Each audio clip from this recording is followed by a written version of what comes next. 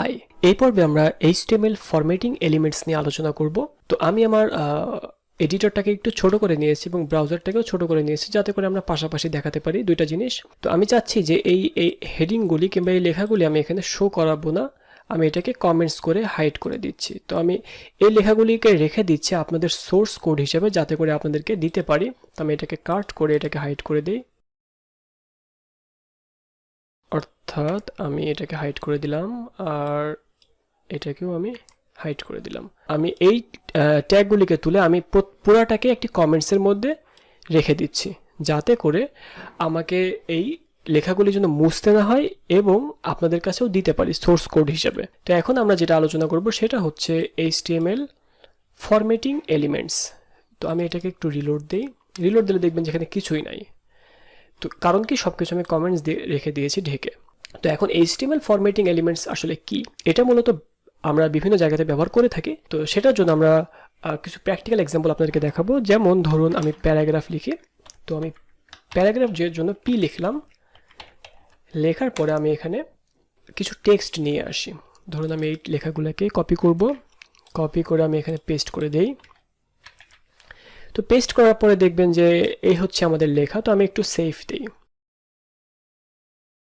Save দেওয়ার পরে আমাদের লেখাটা এটা আমি ব্রাউজারটাকে আর একটু ছোট করে ফেলি তাহলে বুঝতে সুবিধা হবে। তো এটা হচ্ছে আমাদের লেখা এবং আমরা যেটা দিয়ে আর কি কোডিং করার পরে আমরা এখানে রিলোড দেওয়ার পরে এই লেখাটা শো হচ্ছে। এখন আমরা যেটা করব, HTML এ যে ফরম্যাটিং এলিমেন্টস রয়েছে সেগুলি একটা একটা করে দেখব। ধরুন বি, আপনি চাচ্ছেন যে ডিজিটাল কথাটা একটু, ডিজিটাল সার্ভিস কথাটা একটু মোটা করে দেখাতে। তো সেজন্য এখানে আসবেন, ডিজিটাল সার্ভিস কথাটা একটু বোল্ড করতে হবে। তো এখানে আমি লিখব বি ট্যাগ। তো বি লিখলাম এবং বি শেষ করব, বি শেষ করলাম এবং কন্ট্রোল এস দিলাম। দেওয়ার পর আমি রিলোড দিব। দেখুন এই ডিজিটাল সার্ভিস কথাটা বোল্ড হয়ে গিয়েছে। এই সেম বি এর কাজ কিন্তু স্ট্রং। আমি যদি এখানে লিখি স্ট্রং, আবার এখানে যদি লিখি স্ট্রং এবং কন্ট্রোল এস, দেখবেন যে কোনো পরিবর্তন হবে না, একই রকম আছে, তাই না? তো এটা বোঝানোর জন্য আমি এখানেও বি ট্যাগ ইউজ করি। তাহলে দেখবেন যে অপরচুনিটি এবং ডিজিটাল সার্ভিস এই দুইটাই হচ্ছে বোল্ড হয়ে আছে। তো খেয়াল করুন যে ডিজিটাল সার্ভিস অ্যান্ড অপরচুনিটি দুইটাই কিন্তু বোল্ড শো করছে, মানে হচ্ছে বি এবং স্ট্রং দুইটি কিন্তু একই কাজ করছে। এখন আসি আই, অর্থাৎ ইটালিক। এখানে আপনারা যদি একটু খেয়াল করেন আমি আপনাদের জন্য এটা লিখে রেখেছি। তো ইটালিক যদি আপনি, ইটালিক মানে হচ্ছে একটু ব্যাকা ব্যাকা ফরম্যাটে লেখাটা শো করবে। তো আমি হেল্প ইউ এই কথাটাকে ইটালিক করে দেই,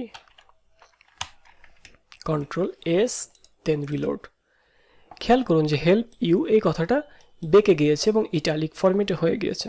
এটা হচ্ছে ইটালিকের কাজ। এরপরে ইএম, ইএম এর কাজ আসলে কি? আমি যদি ইএম লিখি, দেখুন ইএম লেখার পরে আবার এখানে ইএম লিখি এবং এটাকে শেষ করি ক্লোজিং ট্যাগ দিয়ে, দেন আমি এখানে রিলোড দিই। দেখবেন যে একইভাবে ইটালিক যেমন বেঁকে আছে, ইএমটাও ঠিক তেমনটাই বেঁকে আছে, অর্থাৎ দুইটার কাজই একই। এখন আসি মার্ক। তো আমি যদি এখানে সার্ভিসে লিখি মার্ক,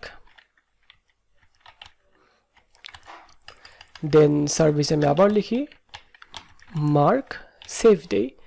তারপর দেখুন যে কি হয়, এই লেখাটা মার্ক হয়ে আছে, অর্থাৎ একটু কালার হয়ে আছে, তাই না? তো এখন স্মল নামে একটি এলিমেন্টস রয়েছে, এগুলো কিন্তু এলিমেন্টস, HTML ফরম্যাটিং এলিমেন্টস বলে এগুলিকে। তো আমি যদি আরেকটু কিছু লেখা নিয়ে আসি, এই লেখার মধ্যে হিজিবিজি হয়ে আছে, সেজন্য আমি চাচ্ছি এই লেখাটাকে আবার কপি করে, আচ্ছা আমি এখন জেন কোডিং ইউজ করছি। একটু খেয়াল করুন যে আমি পি লিখছি, শুধু পি লেখার পরে কন্ট্রোল ই প্রেস করলাম, দেন পি ট্যাগটা পুরাটাই হয়ে গিয়েছে। কিন্তু এর মধ্যে আমি এবার আমার টেক্সটগুলিকে পেস্ট করে দিলাম। দেওয়ার পরে আমরা বাকি যে জিনিসগুলো ছিল সেগুলো দেখবো এক এক করে। তো আমরা যদি মার্ক দিই এখানে,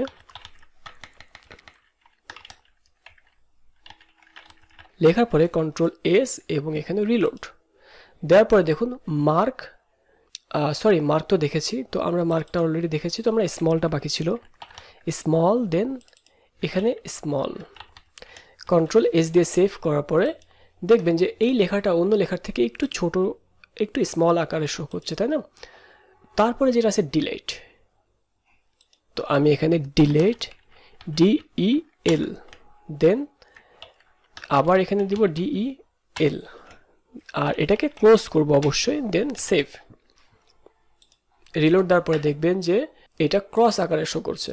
আর এরপরে কি আছে, INS মানে হচ্ছে ইনসার্ট, আর সাব মানে হচ্ছে সাবস্ক্রিপ্ট, আর সুপ মানে হচ্ছে সুপারস্ক্রিপ্ট। তো এই দুইটা আরো ভালো উদাহরণ দিলে আপনারা ভালো বুঝতে পারবেন। তো আমি যদি এখানে লিখি যে P ট্যাগ, P না দিয়ে আমি H1 দিই, তাহলে আরো বড় আকারে শো করবে। এবং H1 এর মধ্যে আমি যদি প্রথমে দেই যে, আচ্ছা ইনসার্টটা এখানে দেখাই, ইনসার্ট এখানে দেখাই, সরি INS অ্যান্ড অপরচুনিটিতে INS, দেন সেভ, তারপর রিলোড। দেখুন ইনসার্ট মানে হচ্ছে আমরা যে ইউ কথাটা আগে লিখতাম, ইউ অর্থাৎ আন্ডারলাইন। তো আন্ডারলাইনের ক্ষেত্রে যেমন এরকম একটা আন্ডারলাইন হয়ে যায়, তো ইনসার্টের ক্ষেত্রেও ঠিক আউটপুটটা একই রকম। এখন আসি সাবস্ক্রিপ্ট অ্যান্ড সুপারস্ক্রিপ্ট।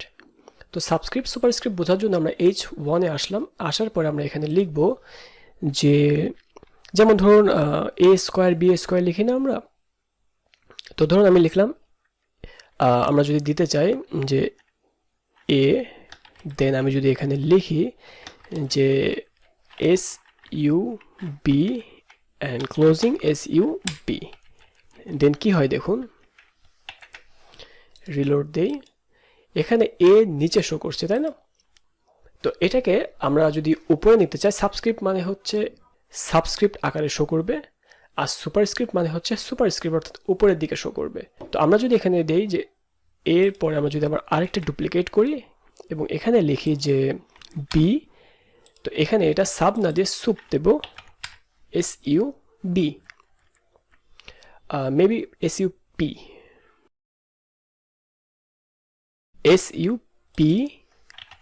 তো SUP দেওয়ার পর আমি এটাকে সেভ দিলাম, দেওয়ার পর আমি রিলোড দিব, দেওয়ার পর দেখুন B স্কোয়ার, তো এটা উপরের দিকে শো হচ্ছে।